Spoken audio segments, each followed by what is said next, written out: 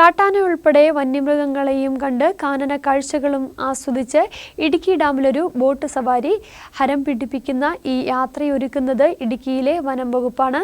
നിർത്തിവച്ചിരുന്ന boat service പുനരാരംഭിച്ചതോടെയാണ് സഞ്ചാരികൾക്ക് ഇങ്ങനെയൊരവസരം ലഭിക്കുന്നത്.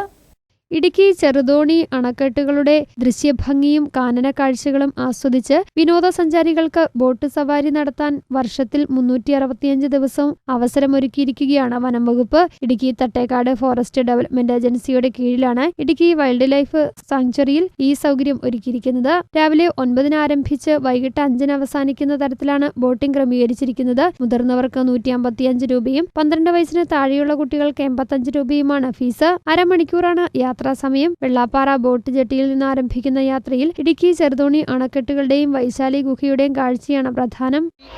തട്ടേക്കാട് FDAയുടെ നേതൃത്വത്തിലാണ് നമ്മൾ ഈ ബോട്ട് സർവീസ് നടത്തുന്നത്. ഒരു ട്രിപ്പിൽ 18 പേരെ മാക്സിമം, മിനിമം 10 പേരുണ്ടെങ്കിലും നമ്മൾ ബോട്ട് സർവീസ് നടത്തും. ഏകദേശം 40 മിനിറ്റ് എടുക്കുന്ന ഈ ബോട്ട് സർവീസ് സമയത്ത് ഇടുക്കി ചെറുതോണി ഡാം, വൈശാലി ഗുഹ എന്നിവ കാണുന്നതിനും ഭാഗ്യമുണ്ടെങ്കിൽ വന്യമൃഗങ്ങളെ കാണുന്നതിനും അവസരമുണ്ട്.